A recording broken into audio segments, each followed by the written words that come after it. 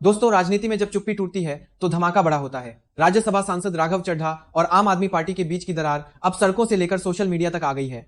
राघव चड्ढा, जिन्हें हाल ही में राज्यसभा में पार्टी के उप नेता पद से हटाया गया था, उन्होंने अब धुरंधर स्टाइल में अपनी चुप्पी तोड़ी है। उन्होंने साफ कहा है, मैं बोलना नहीं चाहता था, मगर चुप रहता तो बार बार दोहराया गया झूठ भी सच लगने लगता। आइए जानते हैं वो 3 बड़े झूठ जिन्हें राघव चड्ढा ने बेनकाब किया है। और राघव चड्ढा ने साफ कर दिया है कि उनके खिलाफ एक स्क्रिप्टेड कैंपेन चलाया जा रहा है। उन्होंने चेतावनी दी है कि हर झूठ को बेनकाब किया जाएगा और हर सवाल का जवाब दिया जाएगा। आज पूरा देश देख रहा है कि वेस्ट बंगाल में क्या हो रहा है। गलत तरीके से वोट काटे जा रहे हैं। बीजेपी के कार्यकर्ता बोरे भर भर के फॉर्म 6 लेके आ रहे हैं फर्जी वोट बनाने के लिए। बीजेपी ने पूरी एडमिनिस्ट्रेशन पर कैप्चर कर लिया है। यही सब कुछ हूबहू दिल्ली में हुआ था और बीजेपी दिल्ली का चुनाव चुरा के ले गई। आज वेस्ट बंगाल में हो रहा है। जब टीएमसी चीफ इलेक्शन कमिश्नर के खिलाफ एक इंपीचमेंट मोशन लेके आती है तो राघव चड्ढा जी साइन करने से मना कर देते हैं। क्यों? जब पूरा ऑपोजिशन लोकतंत्र पे हो रहे इस हमले के मुद्दे पे वॉकआउट करता है तो राघव चड्ढा जी बीजेपी के खिलाफ वॉकआउट नहीं करते, वो संसद में बैठे रहते हैं। जब आम आदमी पार्टी की तरफ से ये डायरेक्शन आती है कि एलपीजी की शॉर्टेज पर, एलपीजी के क्राइसिस पर संसद में बोलना है कि किस तरह से आज जो आम आदमी के सामने एलपीजी का संकट है वो इसलिए है कि मोदी जी ट्रंप के सामने झुक गए, तो राघव चड्ढा जी मोदी जी के खिलाफ बोलने से मना कर देते हैं, एलपीजी का मुद्दा उठाने से मना कर देते हैं। तो ये बिल्कुल साफ हो गया है कि ये जो लड़ाई है जिसमें एक तरफ हमारा संविधान और लोकतंत्र है और दूसरी तरफ बीजेपी और मोदी जी हैं, उसमें राघव चड्ढा जी ने मोदी जी का पक्ष चुन लिया है। लेकिन इसमें कई आम आदमी पार्टी ने 3 आरोप लगाते हुए ये कहा कि इन 3 आरोपों की वजह से हम राघव चड्ढा को पार्लियामेंट में बोलने का मौका नहीं देंगे। राघव चड्ढा के पार्लियामेंट में बोलने पर रोक इसलिए लगाई गई क्योंकि उन्होंने ये 3 गलतियां करी। मैं एक एक करके इन तीनों पर आपसे बात करना चाहूंगा। पहला आरोप कि जब ऑपोजिशन पार्लियामेंट से वॉकआउट करता है, सदन से वॉकआउट करता है, तो राघव चड्ढा वहीं बैठे रहते हैं, वो वॉकआउट नहीं करते। ये सरासर झूठ है, सफेद झूठ। मैं चुनौती देता हूं, एक इंस्टेंस, एक दिन ऐसा बताइए जब ऑपोजिशन ने वॉकआउट किया हो और मैंने उनका साथ ना दिया हो, मैं साथ में वॉकआउट नहीं किया हो। और पार्लियामेंट में तो हर जगह सीसीटीवी कैमरा है, आप सीसीटीवी कैमरा निकालकर दिखा दीजिए, दूध का दूध और पानी का पानी हो जाएगा। दूसरा आरोप लगाया कि राघव चड्ढा ने चीफ इलेक्शन कमिश्नर के इंपीचमेंट मोशन पर, यानी कि मुख्य चुनाव आयुक्त को हटाने वाली जो याचिका थी, उस पर साइन करने से मना कर दी। दूसरा सफेद झूठ, ना मुझे आम आदमी पार्टी के किसी भी नेता ने इस मोशन पर साइन करने के लिए कहा, ना औपचारिक तौर पर कहा, ना अनौपचारिक तौर पर कहा।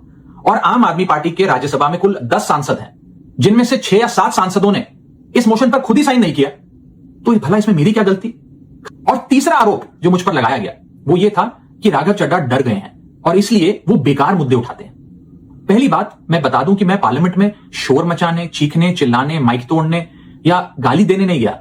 मैंने जीएसटी से लेकर इनकम टैक्स की बात करी, पंजाब के पानी से लेकर दिल्ली की हवा का मुद्दा उठाया, हमारे सरकारी स्कूलों की हालत से लेकर कैसे पब्लिक हेल्थ केयर इंस्टीट्यूशंस को मजबूत किया जाए, इंडियन रेलवेज में जो पैसेंजर्स ट्रैवल करते हैं उनकी समस्याएं रखी, यहां तक कि मेंस्ट्रुअल हेल्थ, एक ऐसा मुद्दा जिसके बारे में लोग बात करने से कतराते हैं, वो बातें तक रखी, बेरोजगारी से लेकर महंगाई तक तमाम मुद्दे उठाए। आप मेरे 4 साल का पार्लियामेंट का ट्रैक रिकॉर्ड उठाकर देख लीजिए। और मैं पार्लियामेंट में इंपैक्ट क्रिएट करने गया हूं, मैं पार्लियामेंट में रकस क्रिएट करने नहीं गया। कूटनीति की बात कर लीजिए, राजनीति की बात कर लीजिए। ऐसा है कि राघव, जब से राघव के जीवन में परिणति आई है जी, तब से नीति कुछ और हो गई है। नहीं, ये गलत बात है। कि अरविंद केजरीवाल जी के साथ रहने वाले लोग अगर डर जाएंगे ना तो हमारे साथ नहीं रह सकते। कुमार विश्वास, जिस दिन, देखो मैं सब पे बोल सकता हूं, जिस दिन आपने मोदी जी के बद नीतियों के खिलाफ बोलना बंद कर दिया, उस दिन आप आम आदमी पार्टी से दूर होने लगे ना। हाँ। मैं कह रहा हूं कि देखो राघव ऐसे थे नहीं जैसे हो गए। ऐसा क्या हुआ कि मोदी जी के खिलाफ एक शब्द नहीं, जब मोदी जी के खिलाफ कोई मोशन आ रहा हो हाउस में, उसको साइन तक नहीं कर रहे हैं। ठीक है, आप सोशल मीडिया इन्फ्लुएंसर नहीं है, आप वहां पे पार्टी के नेता के रूप में बने थे। अरविंद केजरीवाल जेल गए, आपसे, आपके मुंह से एक शब्द नहीं। वो लंदन में थे। अरविंद केजरीवाल जी को बीमार थे। अरविंद केजरीवाल जी को डिस्चार्ज दिया कोर्ट ने, आपके मुंह से एक शब्द नहीं। तो भाई ये क्या मतलब है? मतलब आपको उठा करके सिर पर चढ़ा दिया, रास्ता भेज दिया। एक दिन जहां भाजपा जैसी पार्टी मैंने कहा सच बोल दिया, इमीडिएटली आया तो पार्टी छोड़ दो ना। मतलब सच बोल दिया, कड़वा लगा सच, तो पार्टी छोड़ो। और नेक्स्ट स्टेज क्या थी? Party discipline, that means discipline over democracy. मैं फ्री स्पीच में विश्वास करता हूं। ठीक है, पार्टी का कोई स्टैंड है, या तो पार्टी बोल दे कि हमारी इनर पार्टी डेमोक्रेसी है ही नहीं। आप जानते हैं, मैं आपको एक, क्योंकि अभी मुझे लगता है ये दोनों तो उछल रहे हैं, जैसे जीरा उछलता है ना, आपने छौक लगाते हैं, अब ये तीसरा उछलने वाले हैं। क्योंकि ये फैक्ट है, कांग्रेस के ही सबसे बड़े सपोर्टर लीडर ने राहुल गांधी को पप्पू कहा था, अगले दिन पार्टी से निलंबित कर दिया पप्पू कहने पे।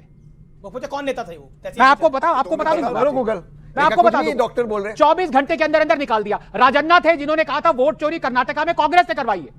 अगले दिन राहुल गांधी का फोन गया कि इसको सस्पेंड मत करना, सैक करना। बता दो सच है कि नहीं? ठीक किया ना? अब देखो, ठीक किया। देख लो, ठीक किया। ये इनकी डेमोक्रेसी है। पार्टी में रह करके बात सच है।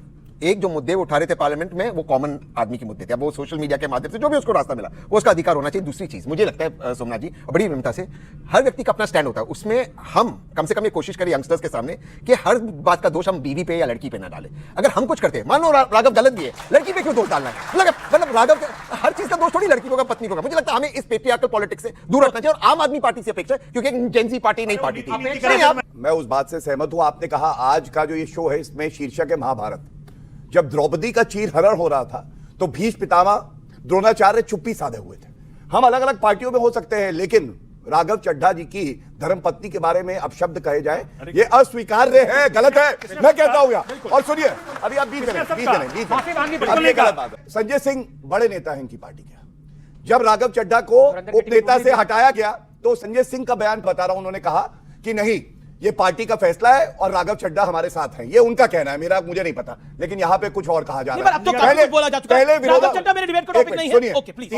तीसरी बात, आज ये बिल्कुल पूछा जाना चाहिए, क्यों ऐसा है कि प्रशांत भूषण, शांति भूषण, आशुतोष, कुमार विश्वास, स्वाति मालीवाल और तमाम और नेता अरविंद केजरीवाल को छोड़ दिया, जो 12 साल से लगातार कन्वीनर बने हुए हैं, उन्होंने किसी को पार्टी का अध्यक्ष नहीं बनाया। और ये क्यों हुआ? एक बीच में आपको क्या लगता है, क्या राघव चड्ढा के साथ अन्याय हो रहा है या पार्टी का उन पर एक्शन सही है? हाँ दोस्तों, अगर आप सभी को यह डिबेट थोड़ी सी भी अच्छी लगी है तो वीडियो को हमारे लाइक कर दीजिए और चैनल को हमारे सब्सक्राइब कर लीजिए, क्योंकि आप सभी लोगों को हमारे इस चैनल पे ऐसी धमाकेदार डिबेट देखने को मिलती रहेगी। और इस वीडियो को अपने घर वालों और अपने दोस्तों के पास शेयर कर दीजिएगा, ताकि उन तक ये वीडियो पहुंचे और वो लोग भी इस वीडियो को देख सकें।